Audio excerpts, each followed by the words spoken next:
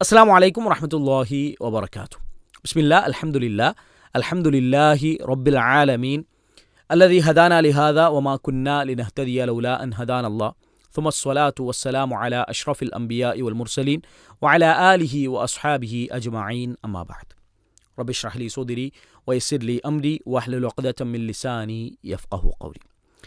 സ്നേഹം നിറഞ്ഞ piece radio ശ്രോതാക്കളെ, എല്ലാവർക്കും ഇൻസൈറ്റിൻ്റെ പുതിയൊരു എപ്പിസോഡിലേക്ക് സ്വാഗതം.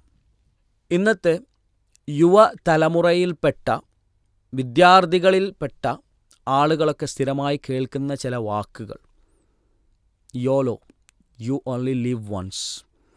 ജീവിതം ഒന്നേയുള്ളൂ, അതുകൊണ്ട് എൻജോയ് ചെയ്തോ. Stop worrying and enjoy your life. അതല്ലെങ്കിൽ ശരിതെറ്റുകൾ പറയുന്ന സാഹചര്യങ്ങളിൽ ഇത് ഞാൻ കാണുന്നത്, ഞാനല്ലേ അത് ചെയ്യുന്നത്, ഞാനത് ചെയ്യുന്നത് കൊണ്ട് നിനക്കെന്താ, ഇതെൻ്റെ സ്വാതന്ത്ര്യമാണ്, ഞാൻ കണ്ടത് ഞാൻ ചെയ്യും, ഇതിനെ ആരും വിലങ്ങ് പറയേണ്ടതില്ല. അതുപോലെ തന്നെ പ്രയാസപ്പെടുത്തുന്നതിൽ നിന്നൊക്കെ മാറി സന്തോഷം മാത്രം വേണം എന്ന ഒരു മാനസികാവസ്ഥ. ഇങ്ങനെ അരുതെന്ന് പറയുന്നവരോട് വിലങ്ങ് പറയുന്നവരെയെല്ലാം സദാചാര അമ്മാവന്മാരായിട്ട് മാറ്റി നിർത്തി ആത്മാഭിമാനം കൊള്ളുന്ന പുതുതലമുറയിൽപ്പെട്ട സ്വതന്ത്ര ചിന്താഗതികളുമായി കൊണ്ട് നടക്കുന്ന ആളുകളെ സംബന്ധിച്ചിടത്തോളം മതം എന്ന് പറയുന്നത് ഒരടിമത്വമാണ്. അവരെപ്പോഴും പറയും മതവിശ്വാസികൾ അടിമകളാണ് എന്നുള്ളത്. സത്യത്തിൽ മതവിശ്വാസികൾ അടിമകൾ തന്നെയാണ്. മഹാനായ ഈസാ നബി അലൈഹി സ്വലാത്തു വസ്സലാമും മുഹമ്മദ് നബി അലൈഹി സ്വലാത്തു വസ്സലാമും അടക്കമുള്ള പ്രവാചകന്മാരെല്ലാവരും പറഞ്ഞത് ഞങ്ങൾ അടിമകളാണ് എന്ന് തന്നെയാണ്. പക്ഷെ ആരടിമയാണ്, ആരുടെ അടിമയാണ് എന്നാണ് അവർ പറഞ്ഞത്? അബ്ദുല്ലാഹ്, ഞങ്ങൾ അള്ളാഹുവിൻ്റെ അടിമകളാണ്. അഥവാ എന്നെയും നിങ്ങളെയും ഈ ലോകം മുഴുവൻ സൃഷ്ടിച്ച് പരിപാലിച്ചു കൊണ്ടിരിക്കുന്നവൻ്റെ അടിമയാകുന്നു എന്ന് വളരെ ആർജവത്തോടുകൂടി, ധൈര്യത്തോടുകൂടി, യാതൊരു സന്ദേഹവുമില്ലാതെ സംശയവുമില്ലാതെ വിളിച്ചു പറഞ്ഞവരായിരുന്നു അവരെല്ലാം. എന്നാൽ ഇന്ന് നേരത്തെ പറഞ്ഞ രൂപത്തിലുള്ള സ്വതന്ത്രവാദികൾ എന്ന് പറയുന്നവർ തന്നെ സത്യത്തിൽ കോർപ്പറേറ്റ് മുതലാളിമാരുടെയും മീഡിയകളുടെയും അതുപോലെ തന്നെ പൊതുബോധത്തിൻ്റെയും അടിമകളാണ് ഓരോ സ്വതന്ത്രവാദികളും എന്നുള്ളതാണ് സത്യം. ഞാൻ ഒരു ചെറിയ ഉദാഹരണം പറയാം. 1920 അമേരിക്കയിലെ ടൊബാക്കോ കമ്പനി അവർ സ്ത്രീകളിലേക്ക് പുകവലി വ്യാപിപ്പിക്കാൻ വേണ്ടി ഒരു പ്ലാൻ വരക്കുകയാണ്. അതിനവർ ഹയർ ചെയ്ത ഒരു വ്യക്തിയാണ് എഡ്വേർഡ് ഹെർണൈസ്. ഇയാൾ ഇതിനു വേണ്ടി തയ്യാറാക്കിയ പ്ലാൻ എന്ന് പറഞ്ഞാൽ ടോർച്ചസ് ഓഫ് ഫ്രീഡം അഥവാ സ്വാതന്ത്ര്യത്തിൻ്റെ വിളക്കുമാടങ്ങൾ എന്ന പേരിലൊരു ക്യാമ്പയിൻ സംഘടിപ്പിച്ചു. ആ ക്യാമ്പയിൻ്റെ മുൻനിരയിൽ കുറച്ച് സ്ത്രീകളെ നിർത്തുകയും അവരുടെയൊക്കെ കൈകളിൽ ഓരോ സിഗരറ്റുകൾ കൊടുക്കുകയും ചെയ്തു. ഈ ഫോട്ടോ, ഈ നിൽക്കുന്ന സ്ത്രീകളെ നല്ല രൂപത്തിൽ ക്യാപ്ചർ ചെയ്ത് ആ ഫോട്ടോസ് പിറ്റേ ദിവസത്തെ പത്രങ്ങളിലും ഹൈലൈറ്റുകളായിട്ട് വന്നു. ഇതെല്ലാം ഒരു സ്വാതന്ത്ര്യത്തിൻ്റെ അടയാളമായിട്ട് അവർ അവതരിപ്പിക്കുകയും ചെയ്തു. സ്വാഭാവികമായിട്ടും സ്ത്രീകളത് ഏറ്റെടുത്തു. സിഗരറ്റ് വലിക്കുക എന്ന് പറയുന്നത് ഒരു സ്വാതന്ത്ര്യത്തിൻ്റെ അടയാളമായി, സ്ത്രീ ശാക്തീകരണത്തിൻ്റെ അടയാളമായി, വുമൺ എംപവർമെൻറ്റിൻ്റെ അടയാളമായി അവർ ഏറ്റെടുക്കുകയും അതിൻ്റെ ഭാഗമായിട്ട് ആ കമ്പനിക്ക് വലിയ തോതിലുള്ള ലാഭം ലഭിക്കുകയും ചെയ്തു. സത്യത്തിൽ ഇവിടെ എന്താ സംഭവിച്ചത്? ഈ പറയപ്പെട്ട ആളുകൾ ഇവർ സത്യത്തിൽ തെറ്റിദ്ധരിച്ച് ഇത് സ്വാതന്ത്ര്യത്തിൻ്റെ ഭാഗമാണ് എന്ന് പറഞ്ഞ് തൻ്റെ ചിന്താഗതിക്ക് ആരും വിലങ്ങ് പറയരുത് എന്ന് പറഞ്ഞുകൊണ്ട് അവർ സത്യത്തിൽ ആ ഒരു കമ്പനിക്ക് അടിമപ്പെടുകയാണ് ചെയ്തത്. അതല്ലാതെ അവർ ചിന്തിച്ചുണ്ടാക്കിയതൊന്നല്ല. വേറെ ആരൊക്കെയോ പ്ലാൻ വരച്ചു, മാർക്കറ്റ് ചെയ്തു, അതിൻ്റെ ഭാഗമായിട്ട് ഇവർ മാറി. ഇന്ന് കാണുന്ന സീറോ സൈസും അതുപോലെ തന്നെ ചുവന്ന ചുണ്ടുകളും വെളുത്ത തൊലികളും ഒക്കെ ഇതേപോലെ തന്നെയാണ്. ഇതൊക്കെയാണ് സൗന്ദര്യത്തിൻ്റെ അടയാളങ്ങൾ എന്ന് പറഞ്ഞ് പഠിപ്പിച്ചത്. എന്തിനു വേണ്ടിയാണ്?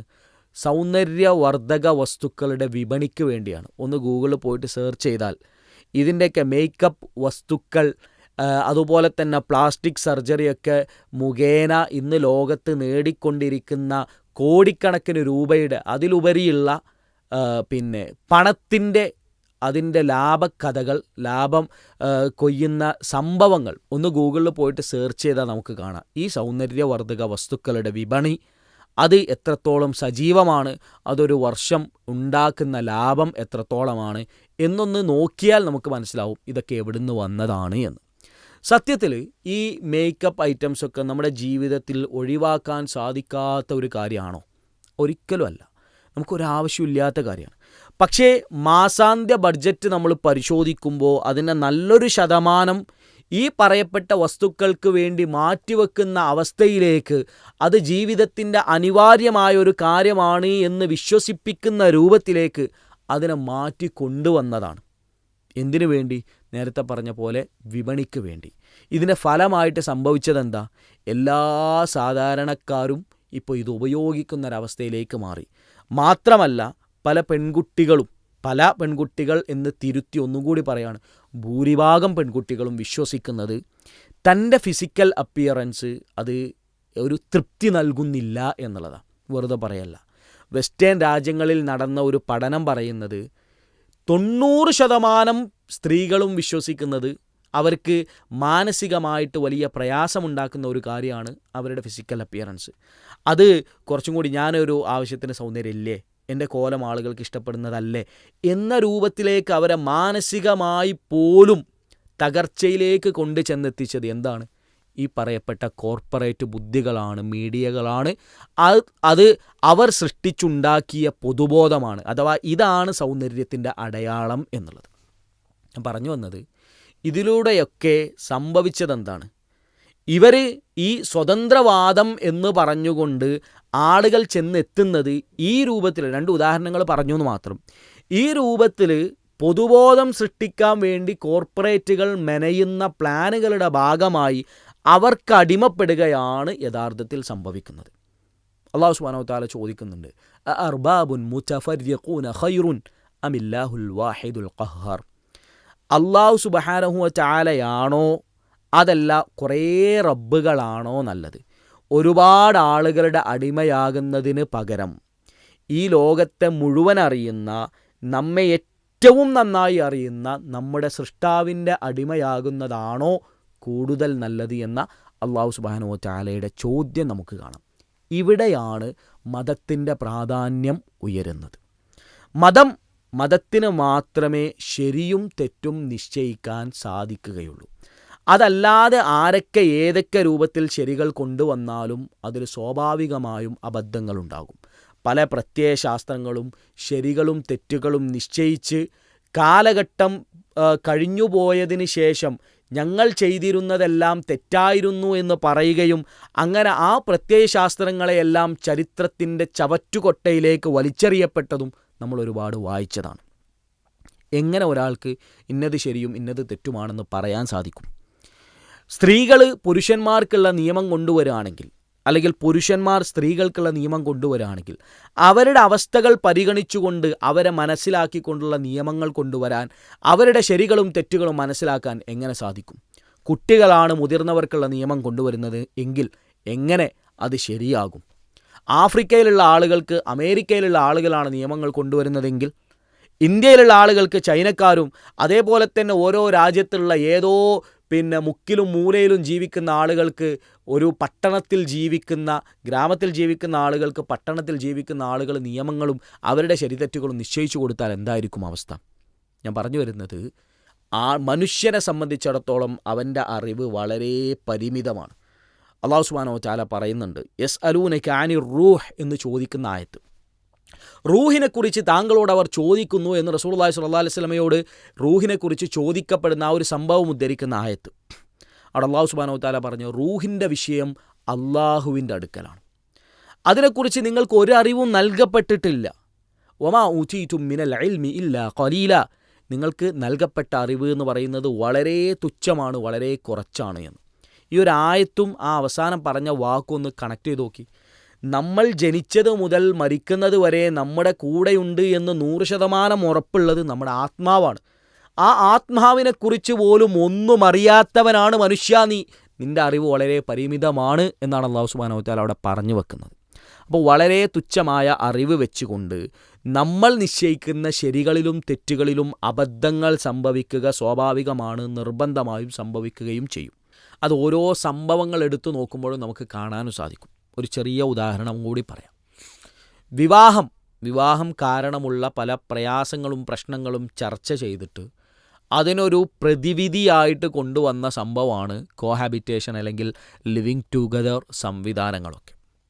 സത്യത്തിൽ വിവാഹത്തിൽ ഏർപ്പെട്ട ഒരു സ്ത്രീയും പുരുഷനും അനുഭവിക്കുന്നതിനേക്കാൾ എത്രയോ ഇരട്ടി, അല്ലെങ്കിൽ സ്ത്രീകളെ സംബന്ധിച്ചിടത്തോളം കൂടുതൽ, കാരണം സ്ത്രീകളുടെ പ്രശ്നങ്ങൾ പറഞ്ഞുകൊണ്ടാണ് പലപ്പോഴും വിവാഹത്തിൽ നിന്ന് അവരെ പിന്തിരിപ്പിക്കുന്നത്. അതും സത്യത്തിൽ പുരുഷന്മാരാ ചെയ്യുന്നത്, അതുപോലും പലരും ചിന്തിക്കാറില്ല. എന്നിട്ട് ഈ ലിവിങ് ടുഗദർ സംവിധാനങ്ങളിലേക്ക് പോയതിന് ശേഷമുള്ള അവസ്ഥ പഠനങ്ങളൊന്നും നമ്മൾ വായിച്ചു നോക്കുക. സാധാരണ ഒരു ഫാമിലി, ഒരു വിവാഹപൂർവ ബന്ധത്തിൽ ജീവിക്കുന്ന ദമ്പതികളെക്കാൾ അതല്ലാതെ ജീവിക്കുന്ന ആളുകളെ സംബന്ധിച്ചിടത്തോളം അവിടെയാണ് സ്ത്രീകൾ കൂടുതൽ ആക്രമിക്കപ്പെടുന്നത്. ഈ വിവാഹപൂർവ അല്ലെങ്കിൽ വിവാഹത്തിന് ശേഷമുള്ള ജീവിതത്തിൽ കൊല്ലപ്പെടുന്നതിനേക്കാൾ എത്രയോ മടങ്ങ് ഇരട്ടിയാണ് ലിവിങ് ടുഗദറിൽ ജീവിക്കുന്ന സ്ത്രീകൾ കൊല്ലപ്പെടുന്നതിൻ്റെ ശതമാനം എന്നൊക്കെ ഭീകരമായ കണക്കുകൾ നമുക്ക് കാണാൻ സാധിക്കും. കാരണം എന്താ?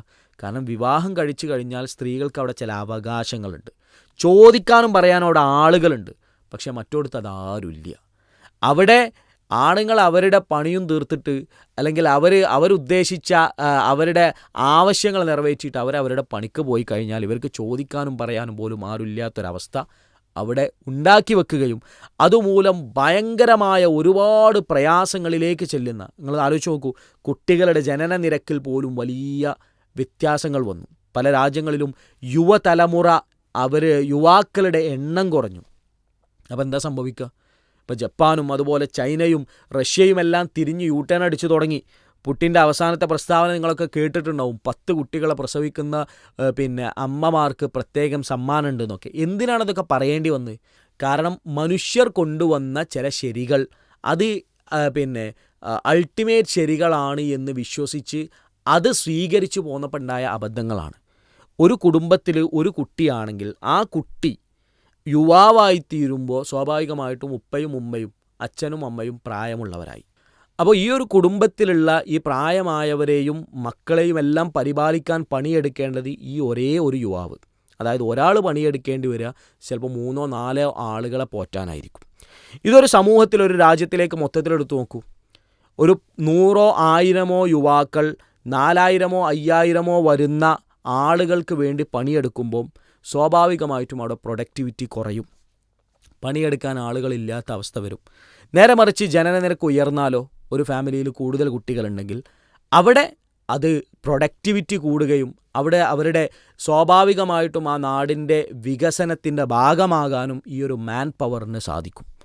അതില്ലാത്തത് കൊണ്ട് തന്നെയാണ് പല രാജ്യങ്ങളും ഇന്ന് ഈ രൂപത്തിൽ അവരുടെ കൂടുതൽ കുട്ടികളെ നിങ്ങൾ പ്രസവിക്കൂ എന്ന അമ്മമാരോട് കേണപേക്ഷിക്കുന്ന രൂപത്തിലേക്ക് അവർ മുമ്പ് നിശ്ചയിച്ച നിയമങ്ങളിൽ നിന്ന് യൂട്ടേൺ അടിക്കാൻ അവർക്ക് കാരണമായി തീർന്നത്. ഇത് റസൂലുള്ളാഹി സ്വല്ലല്ലാഹു അലൈഹി വസല്ലം പണ്ടേ പറഞ്ഞതാണ്. അപ്പോൾ ഈ രൂപത്തിൽ അള്ളാഹുവിൻ്റെ നിയമങ്ങൾക്കെതിരിൽ, അള്ളാഹു പറഞ്ഞ ശരികൾക്കപ്പുറത്ത് ശരികളെ കണ്ടെത്താൻ വേണ്ടി തേടി നമ്മൾ പോയി കഴിഞ്ഞാൽ ഈ രൂപത്തിലുള്ള അബദ്ധങ്ങളിലേക്കായിരിക്കും ചെന്ന് ചാടുക എന്ന് തീർച്ചയാണ്. അതുകൊണ്ട് നമ്മൾ അടിമകളാവുക അള്ളാഹുവിൻ്റെ, അതല്ലാത്ത രൂപത്തിലുള്ളവയുടെ അടിമകൾ ആവാതിരിക്കാനും ശ്രദ്ധിക്കുക. അല്ലാഹു സുബ്ഹാനഹു വ തആല അനുഗ്രഹിക്കുമാറാകട്ടെ. വസല്ലല്ലാഹു അലാ റസൂലിന മുഹമ്മദ്. വസ്സലാമു അലൈക്കും വറഹ്മത്തുള്ളാഹി വബറകാതുഹു.